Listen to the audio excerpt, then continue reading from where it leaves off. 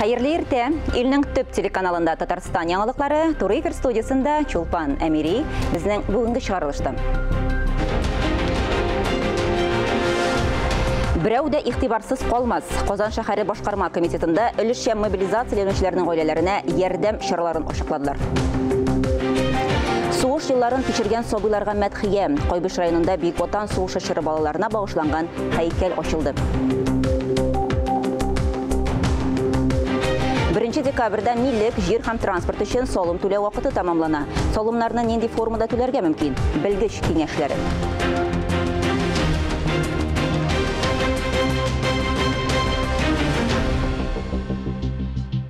Her oilega adresli yerdem. Qozan şahari Boşqarma Komitetinde ülüşe mobilizatsiyaga beyli sotsial-humanitar meseleler boyunca ştab oturuşu uzdı. Onda mobilizatsiyalangan grajdanlarning oilelerine yerdem etu şaraların ilgan ettiler. 800'den ortak soldat hem ofitser. Ülüşe mobilizatsiya boyunca Qozandan şu kadar harbiy hizmetkar çakırılgan. Turup punktlarında hem maxsus operatsiya zonasında bulganda onların ailelerini qaygırtalar. Her aileni sosyal hizmetler hem jetekçiler kontrolü aldı. Yardım şaralarının tolu isimlerini әзірләді. 10 oktyabrdan 18 yaşa kadarki bağlar, yaşösmürler şehir cemaat transportunda boşra yeri. Mekteplerde, bağlar bakşalarında 2 tapkır boşra toplandırı uyuştırıla. Ota-analar балаларын мектепкече учреждениеге кирген için төлөөдөн азат этиле. Мама пишет заявление в учреждение, школу или детский сад. Analar bağlar boçasına yaki mektepke garize yaza. Biz ona itibar bilen qarayız. Magarif idarasına elege mexanizmlarını mektep hem bağlar boçaları jetekçilerine jetkirүү zarur. Jetekçilerge elege meselede yukarı derecede itibar kürsətülerini ütenem. Balik bulmaganlar için medeni programı da әзірленді. Onlar boşray muzeylarga, teatrlarga, zooparka, devlet konsert meydanlarına, basseynlarga, trenajör zallarına yürüyorlar. Yollarında maxsus kartlar koyarak gerek. Onlarını barlık mobilizatsiyalangan harbiy hizmetkarlarga taratalar. По нашим учреждениям это однозначно. Biz hazır bu meseleni hal etemiz. Plastik kartçıklar bulur deb biliriz. Biz onlarını harbiylerinin ailelerine bağlarga beremiz. Mobilizatsiyalangan grajdanlarning bağlarına kızı kanikullarda lagerlarga barını da uyuşturalar. Her ailege adresli yardım kürsetilir. Respublikada yaşayan her kişi yardım etala. Dobraya Kazan yardım fondu uyuşturula. Onda okşa küçürüp bulaşacak. Jiyilgan okşa irleri hem etileri vatanı saklauga gitken kişilerge medisina tekşirүүлeri uzuga, darular, başka eberler satıp aluga tutula. Paris Muhammadov, Firuza Nasirova, Ivan Hudyakov, Tatarstan yanılıkları. Respublikadan mobilizatsiyalangan soğuşçularga yerdam yüzünden okşa jiyuning birinchi atnasında Tatarstan musulmanları diniye nazaretinde 1.300.000 so'm okşa jiyilgan. Bu şaqruğa tanılgan cemaat işlikleri, hayriye uyuşmaları ham albatta respublika halkı aktiv qo'shildi. Jiyilgan okşaga birinchi shiratda halal produktlar, şulayıq жылы kiyimler, darular satıp alıp jiberalar. Her kim o'z uleshin kirita ola. Karta nomer ekranda ko'rsatilgan. To'liq ma'lumot diniye nazarati saytında. Tatarstanda ülüşe mobilizatsiyaga çakırılgan harbiler için poligonlarda okular uzdıralар. Qırda minalarını izlep tabu, urnaştırу принципларын eske çiriler. Tanklarını yuğutu olımların da özleştireler. Soldatlar ustalığını nişi komilleştire. Haberçi biz kızıqsındı. Ваши действия. Поставить автоматный предохранитель, присесть, гусиным шагом следовать к следующему окну. Barısında eske çürü. Bu irler alında şunday buruştura. Tatarstan'dan mobilizatsiyalangan soldatlar teoriyeden praktikaga kirişti. İşin barlıqqa yakın bulgan şartlarda soğuşçular tip kurallarını öğrene. Mine zini celenmesi, şartla düşman vertolyotunu yokka çıgara. Üst pozisiyelerini saklao turunda da unutmasa gerek. Kontrol tekşürü punktunda düşman көрінуге soldat aldan belirlengen buyruqni ötөөгө kirişe. Hazır yaxşı sıfatlı kurallar, birindi problemi yok. Күнүгүлөр irtük başlanıp kişiye kadar devam ete. Oku poligonunda ötkərilgen her minut harbiy buruşlarını ötegende yardım eterge tiyiş. Olarga soldatlar әзір. Biz qoya barganыбызны bik oxşanlıyız. Күнүгүлөрдө ıstalıqны şomartуу menin turmuşumny, ipteşlerimin turmuşunu saklap qala. Biz teoriya bitip, tezrek praktika başlanganını küttük. Soğuşçularını әзірлеу бар яктан да тулымас штабта бара. Тәҗрибәле инструкторлар булыша, бак детальләргә игътибар зор. Рядом у нас тут тактика проходит на тактическом поле. Bütün poligon әзерлек үткәрүгә җәлеп ителгән. Хәзер барысы да солдатларны әзерләүгә файдаланыла. Poligonda nişe kişi var, әзерлек күпме барачак. Bu турыда мәгълүмат әйтелмәй. Ә безнең яклаучылар гадел, игелекле кешеләр. Киләчәктә хәрби зонада да, тыныч тормышта да уңышлар гына булсын. Своей супруге Ольге, своим родителям, брату Жене, своим друзьям. Я вас всех люблю. Фарис Мөхәммәтов, Вадим Струминский, Иван Худяков, Татарстан яңалыклары. Башка темаларга. Казан Экспо үзәгендә халыкара төзелеш чемпионаты старт алды. Анда 20 илдән вәкилләр катнаша. Шунда ук сәнәгать төзелеше тармагы казанышлары һәм заманча технологиялары күргәзмәсе ачылды. Стендларда Россия, шул исәптән Татарстан компанияларының инновацион эшләнмәләре тәкъдим ителгән. Заманча цифрлаштырылган төзелеш материаллары, йортлар төзергә юллар һәм торба үткәргечләрне яхшы сыйфатлы итеп салырга мөмкинлек бирә. Моның өчен беренче чиратта оста эшче кадрлар кирәк. Әлеге төзелеш чемпионатында иң яхшы ташчылар, буяучылар, башка белгечләр ачыклана. Чемпионатның гомуми приз фонды 44 миллион сумны тәшкил итә. Строители, ты жизнь никак не изменишь. И в социальном плане, и в промышленном плане. Вы выбрали самую нужную профессию. Вас будут ругать, но без вас никто ничего не сможет сделать. 1 декабрьдә милек, җир һәм транспорт өчен салым түләү вакыты тәмамлана. Салымнарны нинди формада түләргә мөмкин, кайсы категория гражданнар салымнардан азат ителә. Бу һәм башка сорауларга актуаль әңгәмә сәхифәсендә Казандагы 5-нче номерлы салым инспекциясының бүлек җитәкчесе Мөнир Шайдуллин җавап бирә. Сүзне Анигә Гыйбадуллинага бирәм. Быелгы салым түләү кампаниясының үзенчәлекләре бармы? Исәнмесез? Исәнмесез. 2 декабрьгә кадәр вакыт бар әле. Белешмәләр килә башладымы инде? Бүгенге көндә салым органнары актив рәвештә салым түләүчеләргә салым түләү хәбәрләрен җиткерү белән мәшгуль. Бүгенге көндә электрон рәвештә шәхси кабинетларга тулаем без инде әлеге хәбәрне җиткердек электрон рәвештә. Почта бүлекчәләре аша бүгенге көндә хәбәрләр җиткерү бик актив рәвештә башкарыла. Көн саен безнең салым түләүчеләр әлеге түләү хәбәрләрен ала торалар. Быел салым түләүчеләргә нинди юллар белән белешмәләр таратыла? Салым түләүчеләргә белешмә тарату 2 юл белән каралган. Әгәр дә физик затлар федераль салым хезмәте сайтында шәхси кабинет ачкан булсалар, алар быел ачканны, алдагы елларны ачканны, кемнең шәхси кабинеты бар, аларга кәгазьдә җибәрү каралмаган. Алар әлеге түләү хәбәрләрен алалар электрон рәвештә үзләренең шәхси кабинетларына. Кемнең шәхси кабинеты юк, аларга почта бүлекчәләре аша кәгазьдә киләчәк әлеге түләү хәбәрләре. Салым түләү өлкәсендә нинди яңа технологиялар кулланыла? Федераль салым хезмәте актив эшләп килүче хезмәтләрнең берсе буларак, без барлык мөмкинлекләрдә тудырабыз салым түләүчегә үзләренең бурычларын үтәсен өчен һәм иң мөһиме бүгенге көндә менә цифрлаштыру елы буларак та һәм гомумән интернет заманы алга киткән вакытта инде без әлеге эшләрне башкару өчен интернет аша электрон рәвештә башкару ысулларын җиткерәбез салым түләүчеләргә. Безнең федераль салым хезмәте сайтында бик күп интерактив сервислар бар. Шуларның берсесе физик затларның шәхси кабинеты дип атала. Бик уңайлы әйбәт сервис. Әлеге сервиска әйтеп үттек, менә түләү хәбәрләре килә. Әгәр дә инде сораулар туа икән, ул вакытта шулай ук безгә салым инспекциясына килеп бирергә кирәк түгел. Электрон рәвештә менә шу шәхси кабинет аша безгә мөрәҗәгать итәргә була. Язма рәвештә безгә электрон җибәреп инде әлеге үзенең борчыган сорауны язып. Без әлеге шәхси кабинеттан килгән сорауга 20 көн эчендә җавап бирәбез. Алай гына түгел, без әле тизрәк җавап бирәбез, чөнки салым түләүченең барлык бурычларын түләү өчен без аның сорауларына канәгатьләндерү өчен аның хәбәрне тулаем җавап рәвештә шулай ук аның шәхси кабинетына җиткерәбез. Бик уңайлы бу, чөнки безнең күп кенә салым түләүчеләребез эштән китә алмыйлар, эш вакытлары шулай бит, вакытлары җитеп бетми. Бу сервис безнең тәүлек дәвамында эшли, анда уңайлы вакытта ял көнеме, ул эш көнеме, тәүлек нинди вакытында безнең мөмкинлек бар, шунда кирип, әлеге сорауны җибәрә алабыз, шулай ук түләү мөмкинлеге тәүлек дәвамында башкару була. Бу электрон сервислардан файдаланучылар саны күбәядер инде, ничә процент тәшкил итә ул ягынча? Безнең электрон сервисның кулланучылары елдан-ел арта бара, чынлап та менә кем бер тапкыр әлеге шәхси кабинетны ачты һәм аннан куллана башлады, ул беркайчан инде кәгазь аралашуга күчмәячәк, чөнки җайлы. Бүгенге көндә безнең Татарстан Республикасында миллионнан артык физик зат шәхси кабинет куллана, һәм инде ул сан безнең артып тутыра. Кез сайын безнең әйтик шәхси кабинетка күчүчеләр бар. Чөнки бу бит әдә салым түләүләр белән бәйле, шулай ук декларация тапшыру белән дә бәйле. Менә безнең күп кенә вычетлар алу буенча дип әйтәбез. Декларация милек саткан чиракта декларация тапшыру хокуклары, бурычлары бар салым түләүчеләрнең. Алар шуңа күрә салым инспекциясына бармыйча, кәгазьләрдә тутырып, вакыт сарыф итмичә генә, әлеге шәхси кабинеттан шулай декларация тутырып җибәрү мөмкинлеге бар. Бик җайлы һәм бик уңайлы, чөнки электрон рәвештә тутырыла, вакыт сарыф ителә, бик уңайлы программа.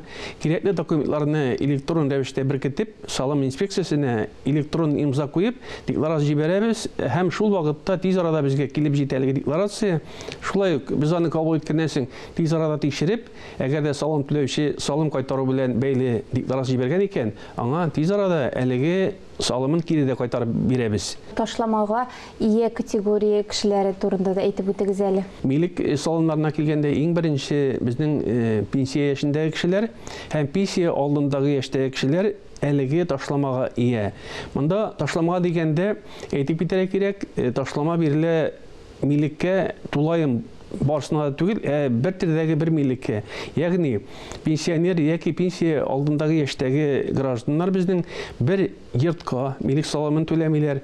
Шуңа истәп бер фатир яшә бер бүлмәгә, шуңа истәп бер гараж яисә машина урыны өчен һәм 6 сутый җиргә җир салымын түләүдән азат ителәләр. Ничәсенә кадәр бу белешмәләр таратылачак? Бу белешмәләр безнең инде әйтеп үттем, электрон рәвештә һәрберсенә дә җиткерелде. Кемнең шәхси кабинеты бар, бүген кирип карарга, түләргә була. Кәгазьдә җибәрелү безнең дәвам итә. Без инде менә октябрьнең урталарына дип әйтим инде, без барлык салым түләүчегә дә әлеге хәбәрләрне җиткерәчәкбез. Белешмә килми икән, милеге милкәте була торып та салым түләргә тиеш дип уйлаган алар салым инспекциясенә килә алалар, мөрәҗәгать итә алалар безгә. Без аларга шул вакытта аларга кәгазьдә бастырып җиткерәчәкбез. Һәм инде сорау булган чакта мөрәҗәгать итәргә кирәк. Безнең әле уңайлы бердәм контакт үзәге эшләп килә. Аның телефон номерын шалтыратып белешергә була. Бик җайлы һәм бик уңайлы истә калдырырга. Ул түләсез номер 8800 222 222 номеры. Әлеге номерга шалтыратып, теләсә кайсы инспекция белән элемтәгә кергә була. Шулай ук инде гомуми сорауларга шунда ук җавап алу мөмкинлеге каралган. Салым түләмәүчеләр бармы бүгенге көндә? Кызганычка каршы салым түләмәүчеләр юк дип әйтә алмыйбыз әле бүгенге көндә. Без алар белән аерым эшлибез. Кемнәр түләмәгән, аларга кисәтү кәгазьләре җибәреп, инде аларга мөрәҗәгать итәбез үз вакытында түләсеннәр өчен. Әгәр дә инде безнең мөрәҗәгатьләргә алар игътибар бирмичә салымнан түләмиләр икән, без судка биреп, суд аша аларга мәҗбүрбез. Монда инде суд приставлары эшкә керешә, алар эшли башлый. Монда истәмә чыгымнар барлыгы килә. Шуның өчен салым түләгәндә менә билгеләнгән вакыт 1 декабрь дип әйтәбез. Шушы вакыттан да сынга калмыйча, барлык салым түләүчеләр дә үзләренең бурычларын үтәсеннәр иде, һәм инде күңелсез хәлләргә тап булмасыннар иде. Милек, жер һәм транспорт өчен салым түләү сорауларына Казандагы 5 номерлы салым инспекциясының бүлек җитәкчесе Мөнир Шайдуллин җавап бирде. Чыгарылышыбызны дәвам итәбез. Алабуга шәһәре укучылары өчен яңа белем бирү программасы эшли башлады. Дәресләр расписаниясында мәҗбүри йөзү күнекмәләре барлыкка килде. Әлеге яңалык нидән гыйбарәт? Хәбәрчебез кызыксынды. Берничә дәрестә күнегүләр узгач, изәргә өйрәнергә була. Алабугада яңа проект старт алды. 1000-нән артык баланы изәргә өйрәтергә ниятлиләр. Я очень хочу научиться плавать. Мне тут очень нравится. Здесь можно купаться. Я хорошо плаваю, и люблю плавать. Римма Дьяконова беренче изү дәресен үткәрә. Ул әле яңа тренер. Барлык дәресләрдә тәҗрибәле белгечләр җитәкчелегендә уза. Проектта барлыгы 13 тренер катнаша. Аларны күнегүләргә махсус чакырганнар. Беренче дәрестә балалар белән танышу мөһим, чөнки без аларны беренче тапкыр күрәбез. Истәүне су куркыныч булса да, аннан курыкмаска өйрәнергә кирәк. Укучыларны бассейнга һәр көнне автобус бушлай йөртә. Дәресләр атнага 6 мәртәбә уза. Йөзү күнекмәләренә 4 мәктәп баласы өйрәнә. Спортка мондый караш өчен ата-аналар аеруча шат. Минем кызым 2нче сыйныфта укый. Бу проектка бик шатландык. Курсларда суда йөзәргә өйрәнер дип өметләнәбез. Йөзү дәресләре озак вакытка исәпләнгән бушлай. Барлык чыгымнарны муниципалитет һәм шәһәр иганәчеләре түли. Фарис Мөхәммәтов, Әлфина Хуҗина, Айрат Шәгәлләмов, Татарстан яңалыклары, Алабуга. Эфирда Татарстан яңалыклары, біз туры эфирда эшлибез, чираттагы хәбәрләргә күчәбез. Балалар җәмгыятьнең ярдәмгә, яклауга мохтаҗ кешеләре. Бик Ватан сугышы чорында аларга 2 ләтә авырга туры килгән. Нәкъ шул фидакарьлеккә хөрмәт йөзеннән шушы көннәрдә Кайбыш районында сугыш чоры балаларына багышланган һәйкәл ачылды. Район күләмендә көтеп алынган тантаналы чарадан Мөршидә Җихан репортажы.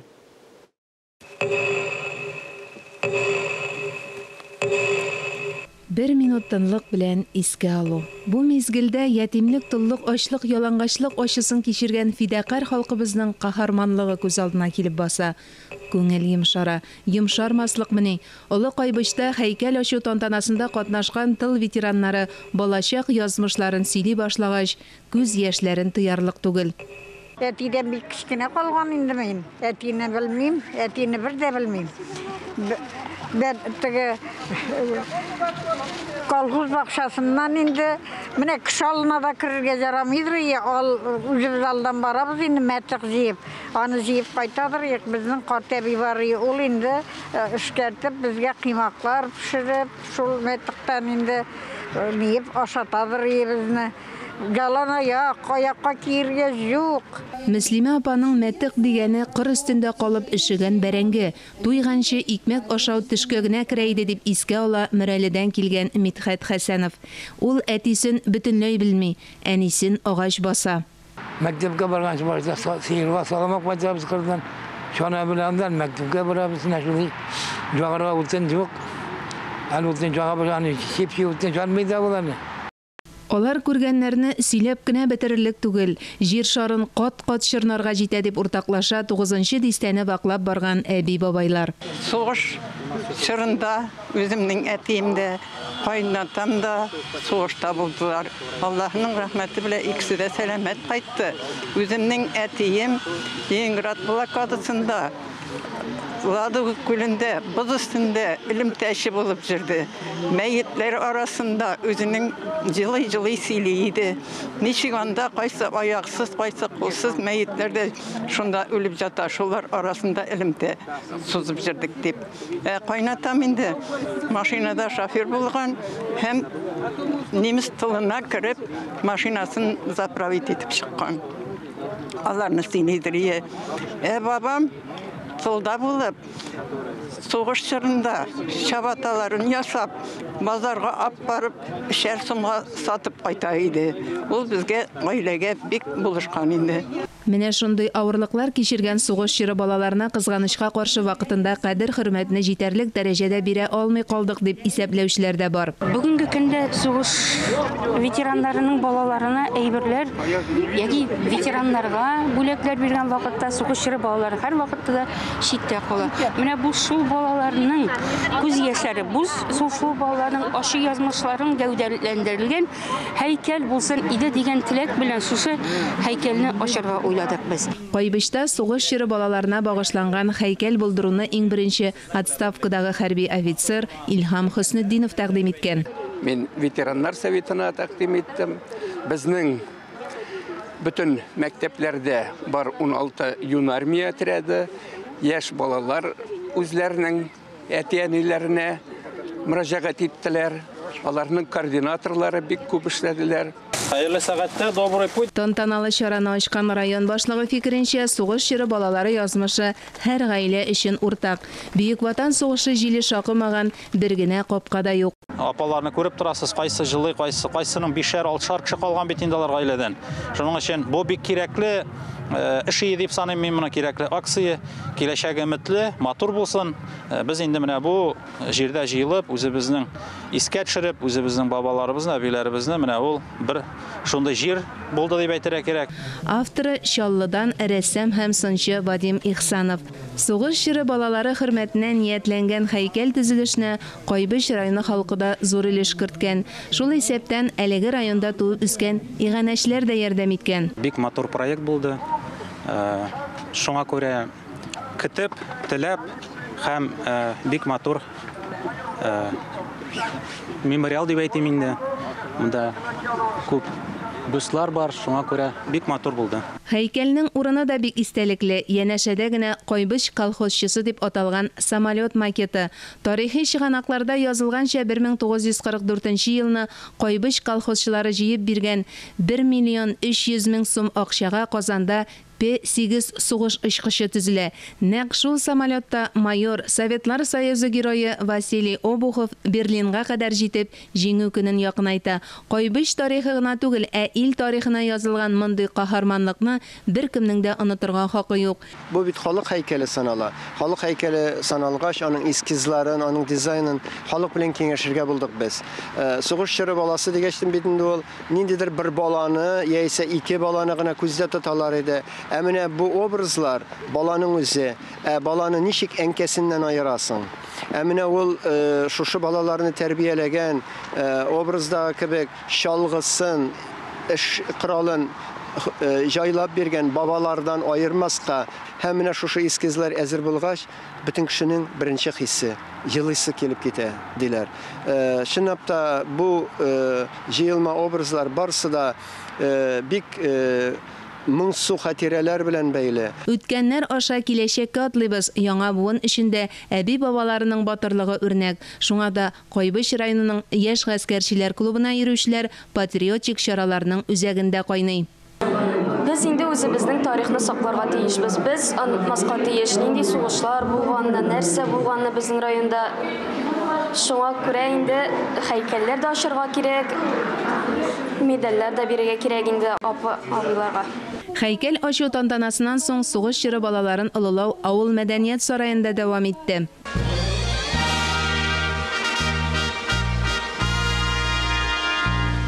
Койбыш районында беренче тапкыр сугыш чоры балаларына медальләр тапшырылды. Менә бу медальне минем үземнең хезмәтем миңа карап бирелгәндер инде дип уйлыйм. Аларга бик зур рәхмәт. Мин үземдә 7 класска кадәр уже ат җигеп йөрдем. Унда авылда ул вакытларда инде сугыштасың. Нигә без генә күтәрелеп кенә киләбез. Менә шул аларның шул тырышып эшләүләрен, урак урганниләрне уракка бу китүләрен мин хәтерлим әле. Койбыш районында сугыш вакытында тылда көнне-төнне ялгап эшләгәннәрнең тулаем исемлеге дә төзелә. Әлегә 2000гә якын кеше барланган. Сугыш чоры балалары һәйкәле дә шул игелекле эшнең дәвамы. Бик зур рәхмәт. Безне искә төшереп чакырган өчен шушы Койбыш авылында яшәүебезгә безгә хәзер 55-56 ел мин яшим шушы Койбышта. Бик күрдек, Нуразында күрдек, Койбышында рәхәтендә күрдек. Алар шушы тормышта яшибез рәхәт, Аллаһка шөкер. Мөршидә Җихан, Ирек Хәмидуллин, Татарстан яңалыклары, Койбыш районыннан. Гомер агымсу кебек тиз уза. Татарстан журналистлар берлегендә медиа җәмәгатьчелек ветераннарын һәм юбилейларны хөрмәтләгәндә әлеге сүзләрне еш кабатлады. Тантанада район басмаларының элекеге баш мөхәррирләре, хәбәрчеләр, республиканың танылган каләм осталары, журналистика факультеты укытучылары катнашты. Башта кунаклар Казан дәүләт университеты журналистика факультетының фотосурәтләр күргәзмәсе белән танышты. Журналистлар берлеге рәисе, Татарстан Яңа гасыр телерадио компаниясе генераль директоры Илшат Әминов юбилейларга мактау грамоталарын тапшырганда республика масса күләм мәгълүмат чараларын үстерүгә аерым өлеш кертүләрен билгеләп үтте. Шаян ТВ телеканалының иң яшь башкаручылары һәм алып баручылары ветеран журналистларны әйтерсең лә балачакларын алып кайтты. Җырлап биеп иҗади осталыкларын күрсәттеләр. Киләчәктә нәкъ менә алар журналистика ветераннары өчен дәвам итәргә тиеш. Журналистлар берлеге башка барлык шулай иҗади оешмалар кебектер инде үзенең элекке ветераннарын төрле елларда журналистикада эшләп киткән һәм бүгенге көндә дә исән-сау булган кешеләрне ел сайын җыя, туплый. Быел инде бигрәк тә юбилейлары да туры килгән кешеләрне без җыйдык. Һәм аларга инде журналистлар берлеге тарафыннан кичкенә генә бүләкләр дә алар гына түгел, әле тамаша да әзерләнде. Быелгы менә бәйрәм истәлекле булыр дип уйлыйм мин безнең өлкән ветераннарыбыз өчен. Хөрмәтле телевизор караучылар, бүгенге чыгарылышыбыз тәмам. Иртәгә, иртәнге 9 тулып 15 минутта очрашырбыз. Мин Чулпан Әмири бүгенгә сезнең белән сау булашам. Сау булыгыз.